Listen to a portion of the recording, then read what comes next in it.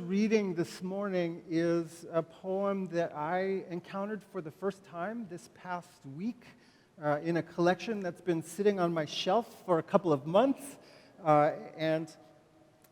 It's one I feel like has quickly become a favorite. It's a small poem about getting a group of people to try something that's also small but feels momentous.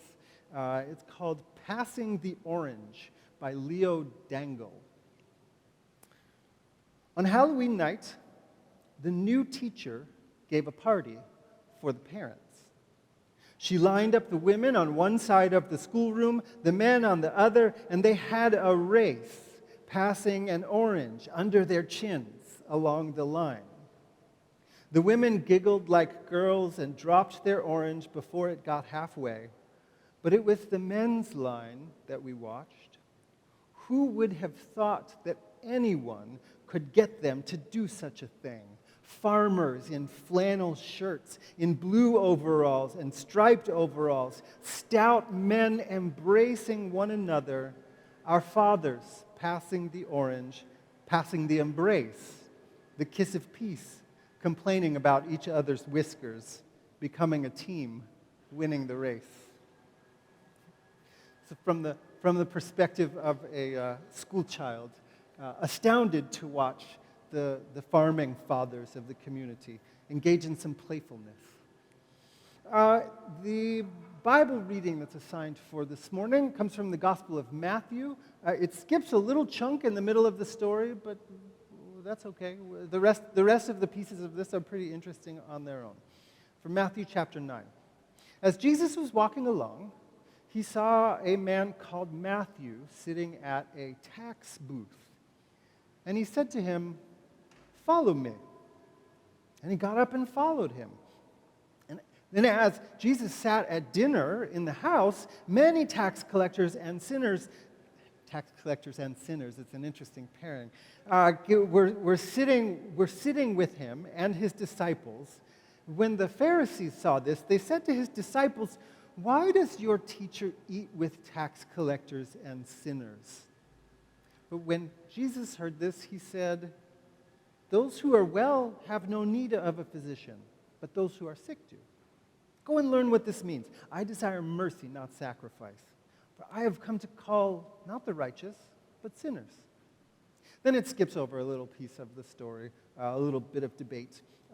And it picks up the action right here. While Jesus was saying these things to them, suddenly a leader of the synagogue came in and knelt before him, saying, "My daughter has just died.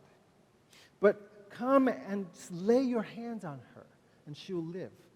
And Jesus got up and followed him with his disciples. Then suddenly, a woman who had been suffering from hemorrhages for 12 years came up behind him and touched the fringe of his cloak, because she had said to herself, "If I only touch his cloak, I will be made well." And Jesus turned, and seeing her, he said, "Take heart, daughter. Your faith has made you well." And instantly, she was made well. When Jesus came to the leader's house, and he saw the flute players and the crowd making a commotion, the professional mourners, he said, "Go away, for this girl is not dead, but she's sleeping." And they all laughed at him. But when the crowd had been put outside, he went in and he took the little girl by the hand, and she got up. And the report of this spread throughout the district. This is the gospel reading. Now, I wonder where the microphone went, just in case. I wonder if you can think of a time when you took a risk. I'm not going to be overly prescriptive about what that means. We've all got fresh memories of living in a period where just gathering with folks in a room was a risk. And then many of us, I guess, have made the calculation that the risk of social isolation is bigger than the risk of getting sick at this point. And so here we are. We've braved potential pathogens and Canadian wildfire smoke to gather together this morning. So I wonder if you can think of a time you took a risk. And I'm always bad at this game. When the preacher asks for a personal story, I can never come up with one. Even if I'm the preacher, I had plenty of time to think of this, right? So I'm going to give you a moment to think about it, and I promise that I won't put anyone on the spot, but with a moment to think about it. Can you think of a time that you took a risk and what it felt like and what happened afterwards? If anyone has one they want to say, I'll bring the microphone to you. Hi. For about 23 years, I was living in Manhattan, and I had built a life there. And while there were many wonderful things that happened during those 23 years, I got to a point where I realized I was ready to move on, but I didn't have the courage to make the break. An event happened in my life that resulted in me losing my job after just purchasing a weekend house. So I took the risk of saying goodbye to New York, moving into the weekend house, selling my apartment, and the risk was what next wasn't yet formulated. And my faith and meditation, that came into view, and it's the life I have today. I'm a father. You know, at 50 years old, I decided to embark on a completely different path. My parents had been living here, so I moved here, and survived a pandemic and wildfires, and met all of you people. And I have a great job that allows me to work from home. So my life has been something I could not have imagined, but I took the risk, the leap of faith, and here I am. Thank you. I'm so glad that Henrik is here this morning and Azalea is here this morning. The cutest thing I've ever heard might just be when you told me one week that Henrik and Azalea first met each other, that he took immediately to calling her Miss Azalea, though he's a year and a half older than she is. Miss Azalea is the most wonderful thing. Anyway, maybe one more, any other risk-taking story? Yeah. So the biggest risk I ever took is my relationship with Leah. I was tired of all the gender roles of typical relationships and the expectations of waiting a week after you saw someone to text them back or whatever it may be. So when I met Leah, I just kind of decided it's either going to be on my own terms, the way I felt comfortable, or not at all. And I just acted entirely the way I felt like I wanted to, and here we are 10 years later, still just very genuine with each other. Thank you. So a the risk of facing into the unknown and making something new, the risk of kind of living into your own. Thank you.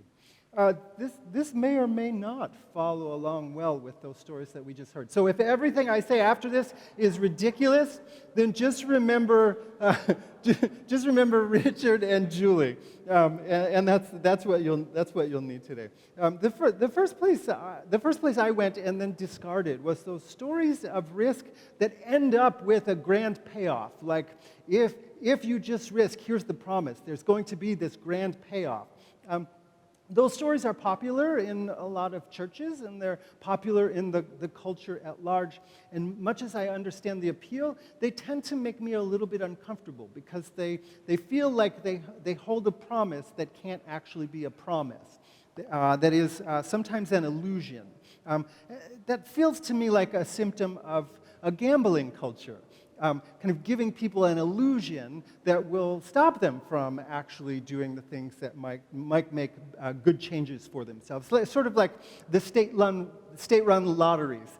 They offer this illusion of easy riches, and you're doing the good deed of paying for care for elderly people, but really all they are is convincing poor people to pay extra taxes instead of demanding that the wealthy pay their fair share to ensure that everyone else has the resources to live. Now I am admittedly talking like a Methodist minister, so maybe I'll back away from that for just a minute. I want to offer two stories this morning before I jump into any Bible-related stuff. Two stories of risk where the payoff was trouble, but the risks felt worth it to the people involved nonetheless. The first one is a story about August Landmesser, or probably he pronounced his name August Landmesser. He was German, but August Landmesser is what we'll go with. I'll anglicize it this morning. And he fought on the wrong side of World War II. But bear with me for a minute on this. He was a German, and he joined the Nazi Party in 1931 because he thought that would help him get a job. But again, stick with me on this. He was expelled from the party 4 years later when he got engaged to Irma Eckler, who was Jewish. They went to get married, and the law forbade their marriage. It was against the law. We may know something about retrograde laws that discriminate against people. So, 1935, they wanted to get married, but they were barred from it legally. And yet, later that year, they had their first child. They made a life together anyway. In 1937, as things were getting progressively uglier inside Germany, they tried to flee to Denmark, but they got stopped at the border. We also maybe know about people getting stopped at the border these days. Landmesser was charged, the charge levied against him was dishonoring the race. Also, so much of this feels deeply uncomfortable and way too familiar. He was acquitted because there was no real evidence on how he had dishonored the race. But he was warned that if he did it again, this thing they couldn't prove, that there would be severe punishment. 2 months later, August and Irma were rearrested. I'm not sure what happened to their child at that point. Irma was sent to a series of concentration camps. It is believed that she died in one in 1942. August was also sentenced to a concentration camp where he served 2.5 years. He got out and worked a factory job for 3 years before he got enlisted into what they called a penal battalion, the battalions of the undesirable folks who would get sent to the hardest areas of fighting. And he died in Croatia in 1944. There is a whole lot of risk in that story. And the endings are not happy, but the risk element is absolutely important. Before all that, though, this is what alerted me to August Landmesser, and this is going to get really weird since we don't have a projector. So, hi folks on Zoom. You'll see this image come up on your screen, and folks who are on actually Zoom folks, I'm going to turn off the video so I don't give you vertigo while I try to pass this around. Yeah, you can put it up on the screen for people on Zoom. I'll try and pass my laptop around. If anyone wants to see, there's a little. I'm going to trust you all to take it and hold it so that it can go around. I'm taking a risk this morning. I believe that it's going to be okay. The image that you'll see, just so we don't actually wait for it to get all the way around, is it's from a factory, a German factory in 1936. The occasion that was that we don't see what's happening. The action outside the frame is that they're dedicating or celebrating a naval training ship that was just completed. And what you do see in the picture is, I don't know, 150, 200 people, every single one of them making the Nazi salute with their arms outraised towards, I assume that's where the ship is, except for one lone figure in the back who's standing conspicuously like this, with his arms crossed, which is clearly an act of protest when everybody is making that Nazi salute. August Landmesser's family is certain that he is the man in that picture, taking a massive risk to live out his conscience. In a different era and a different part of the world, another person took another serious risk. This one was 2011 in Saudi Arabia. You might remember just over a decade ago was a period that was referred to as the Arab Spring. citizens of a lot of Arabic nations. The populations rose up in protest against repressive governments. In Saudi Arabia, dissidents called for what they called a day of rage to protest in the capital city. At the time and place that the protest was called for, there was a massive police presence. So almost nobody showed up for this protest. Almost nobody except for a teacher named Khalid al-Johani. He, as the almost only person who showed up for the protest, went up to where a group of foreign reporters were assembled, waiting to see what was happening so that they can report on it. Thank you. And he yelled in front of them with their cameras on, because there's at least one YouTube clip of this. He yelled, "We need to speak freely. No one must curb our freedom of expression." In this video clip, there's a tall, clearly secret police person lurking in the background, listening to what he's saying. And then a little further back, there's a group of armed police, uniformed police, speaking into their walkie-talkies. And they move over to where he is, and they then escort him to his car. And one of the reporters says to him as he's being led away, what will happen to you now? And he calls back, "They will send me to prison." And then he adds, "And I will be happy." They'll send me to prison, and I will be happy. These are different kind of risk stories, I know. They're about risk that rises from conviction, that is rooted in love, that is grounded in a sense of the common good. People doing things because they know they're the right thing, even if they might cause pain. Risk that stands against repression, knowing that it might not win the battle, but it will gain its soul. I want to suggest that the Bible story that we heard this morning carries all kinds of that kind of risk all around. And it offers us a picture of how the realm of God becomes more real in this world when people take those kinds of risks. So Matthew, the tax collector, he lived on a precarious perch. He was in a weird position. In the Roman Empire, it wasn't the IRS system. There was a system of taxation that was called tax farming. What that means is that in a given region, there was some local entrepreneur, usually an aristocrat of some sort, who the Roman Empire would choose, I guess the highest bidder maybe. The Roman Empire would say, "This is the fee, the tax fee for this region. This is what you have to give to us." And so that aristocrat or that entrepreneur, that tax farmer would say, "Okay, here it is."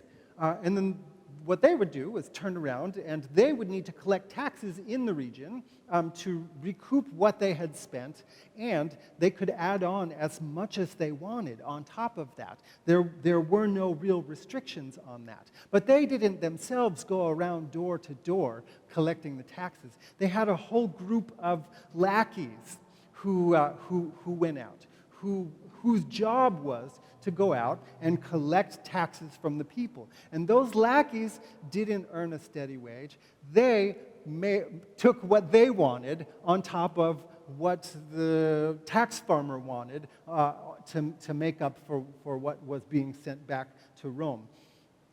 Matthew, sitting at the tax booth, was not that local aristocrat. He was not the tax farmer. He was the tax lackey. So he existed in this very weird intersection where he was looked down on by the big boss, the tax farmer, who didn't care about him, but just cared that he'd better collect everything he was supposed to collect. He was looked down on by all the people in the area who saw him as a double dipper who was serving a double dipper who was serving the empire. And he was looked down on by the religious authorities, who tended to talk about tax collectors in the same breath. That phrase, tax collectors and sinners, it was a common one. The religious authorities would talk about tax collectors in the same breath as other criminals and robbers and people who were a threat to family and to community well-being. So naturally, this is who Jesus wanted in his crew. Follow me. And naturally, Matthew left his job to sign on and follow him. And naturally, Jesus then followed Matthew home, where he reclined around the table at dinner with Matthew and the assorted ne'er-do-wells who were in his orbit, which in the ancient world was an intimate act of social solidarity.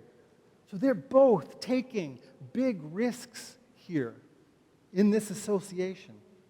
And then, even though we skipped over a little bit in the story. You can read it later if you want. But a local leader comes looking for Jesus. The story says, these days, it's a synagogue leader.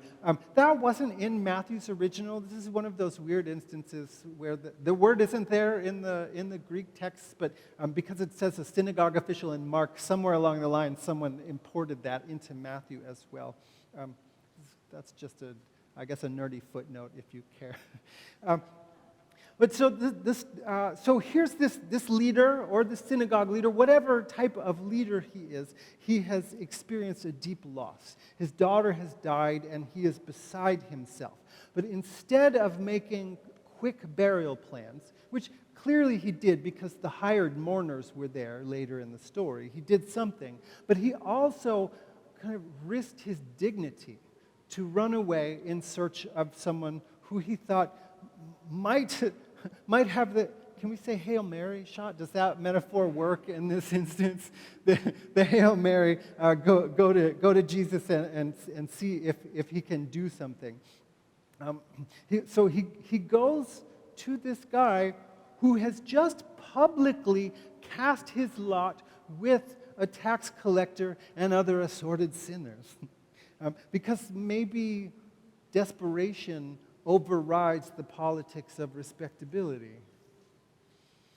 Jesus repays this leader's risk to his own reputation by taking a reciprocal risk, getting up and walking right behind him into what, to everyone's eyes, is a hopeless situation. But along the way, another vulnerable person takes a risk, a woman who has been bleeding for years, it says. And can I tell you that this story hits home in a new way when you recognize that the condition they're describing could potentially be uterine cancer? That literally hits home for me. And can I also tell you that Kathy is doing super well, and she's really moved and grateful by all the notes and the prayers and the encouragements that we received these last couple of months. That's a side note. Let's just say, in the ancient world, there was a serious stigma around this kind of illness because in the absence of understanding, there's a fear of contagion, and there's often a sense that the person who is ill must somehow be to blame for their own illness. So it was a deep risk for this unnamed woman to be out navigating the jostling crowds in hopes of grabbing on to the end of a public figure's clothing. And then Jesus takes the risk of not only openly acknowledging her, but commending her for her audacity. A side note, you can reflect on this at your leisure if you want. The word that Jesus uses when he tells her that her faith has made her well, that word made her well, is also the word that means salvation, as if to say that any talk about salvation needs to pay attention to well-being in the here and now. The reciprocal risks that Jesus takes and this unnamed woman takes have restored her to a place of wholeness in her community. That's the power of these stories. Risk upon risk upon risk, but not the risk of throwing caution to the wind in the hopes of a big payoff. Not the kind of risk that's thrill-seeking, and not minor risks that promise a happy ending. These individual stories, they turn out as well as far as we can see them in their brief context. But we know that joining the Jesus movement meant that Matthew traded one form of trouble for just a different form of trouble. We know that the risks that Jesus took time and time again led to a place of death before they led to a place of resurrection. But these are stories of risk that arises from the conviction that we're all connected to one another. If we can't see that when we're trying not to breathe the air from Canadian wildfires, I don't know what will convince us of that. But the risks that arise from knowing we are all connected to each other, that we all need each other, that everybody is important, that nobody doesn't count. These are risks that move us towards the world as it can be. These are the risks that lead people to live authentically and flourish doing so. These are the risks that convince stoic farming community men to pass an orange from chin to chin to chin and embrace one another as they win their playful, goofy race. These are the risks that help us to see God's face taking form in the person across from us. This is God's good news. Amen.